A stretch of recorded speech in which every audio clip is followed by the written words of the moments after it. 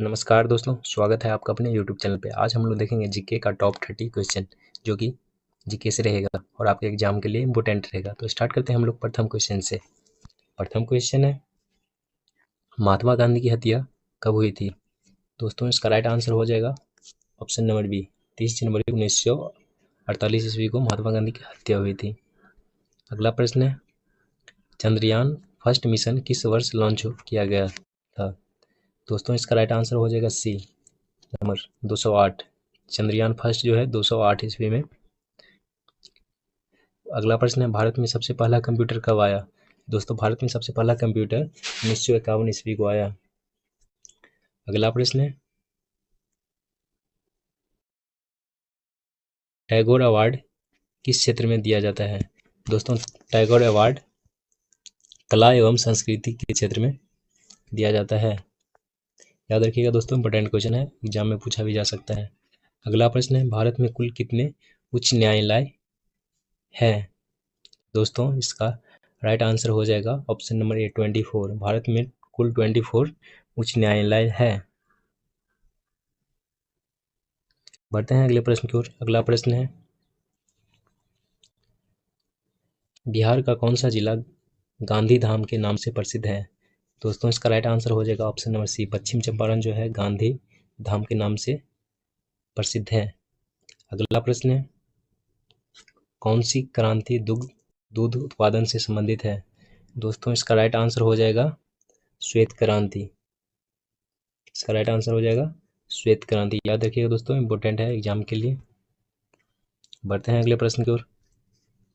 अगला प्रश्न है, पहला नोबेल पुरस्कार किस वर्ष दिया गया? दोस्तों इसका राइट आंसर हो जाएगा ऑप्शन नंबर बी, 1901 में पहला नोबेल पुरस्कार दिया गया। पहला नोबेल पुरस्कार कब दिया गया? तो दोस्तों 1901 ईस्वी में। बढ़ते हैं अगले प्रश्न की ओर। अगला प्रश्न है, अग्निपथ योजना किससे संबंधित है? दोस्तों इसका राइट आंसर हो जाएगा ऑप्शन नंबर बी, सेना भर्ती से अग्निपथ योजना संबंधित है। सेना भर्ती से, याद रखिएगा दोस्तों, इंपॉर्टेंट क्वेश्चन है। अगला प्रश्न है, राष्ट्रीय प्रतीक अशोक स्तंभ कहाँ से लिया गया है? दोस्तों इसका राइट आंसर हो जाएगा option number A, Sarnath. Sarnath से जो है अशोक स्तंभ लिया गया है। बढ़ते हैं अगले प्रश्न की ओर। अगला प्रश्न है, किस ग्रह के सबसे अधिक उपग्रह हैं? दोस्तों इसका राइट आंसर हो जाएगा सी, शनि का जो है सबसे ज्यादा उपग्रह है। अगला प्रश्न है, कौन सा शहर पूर्व का वेनिस कहलाता है? दोस्तों इसका राइट आंसर हो जाएगा 3 नंबर, श्रीनगर जो है पूर्व का वेनिस कहलाता है। याद रखिएगा दोस्तों, इंपॉर्टेंट क्वेश्चन है, एग्जाम में पूछा जा सकता है। बढ़ते हैं अगले प्रश्न की ओर। अगला प्रश्न है,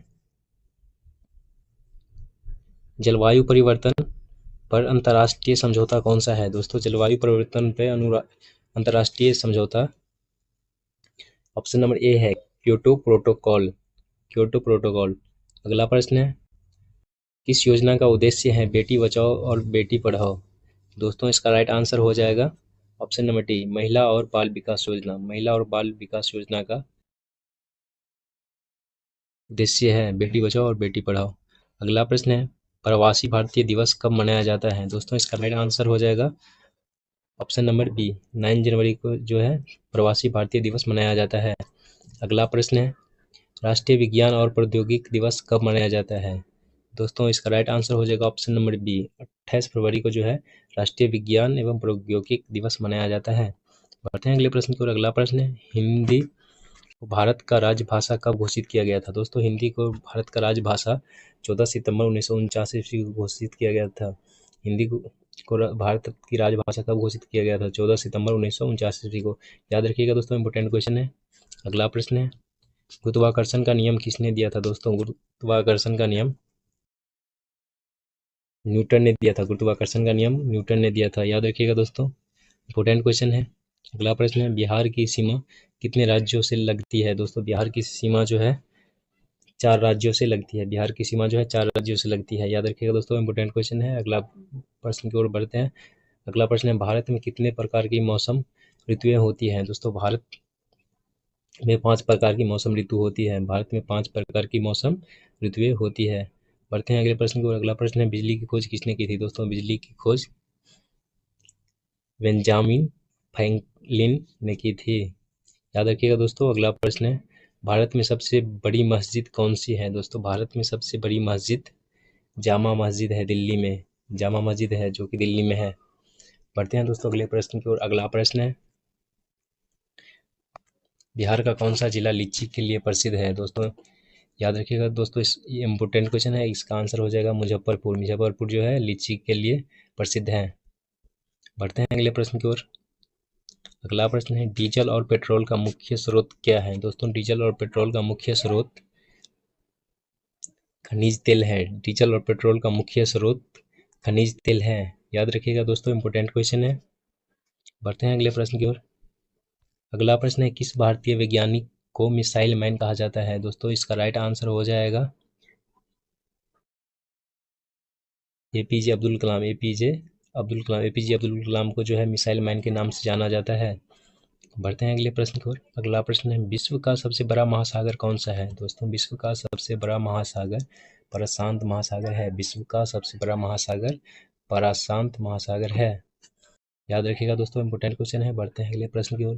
अगला प्रश्न है, सूर्य से पृथ्वी की औसत दूरी कितनी है? दोस्तों सूर्य से पृथ्वी की औसत दूरी 15 करोड़ किलोमीटर है। 15 करोड़ किलोमीटर है।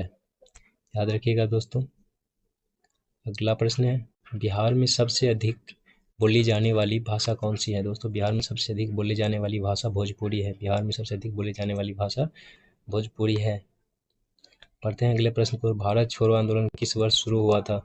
दोस्तों भारत छोड़ो आंदोलन 1942 ईस्वी को शुरू हुआ था। भारत छोड़ो आंदोलन 1942 ईस्वी को शुरू हुआ था। याद रखिएगा दोस्तों। अगला प्रश्न है, ओजोन परत किस हानिकारक किरण से सुरक्षित देती है? दोस्तों ओजोन परत जो है अल्ट्रा वायलेट किरण से सुरक्षित देती है, जिससे दोस्तों चर्म रोग भी हो सकता है।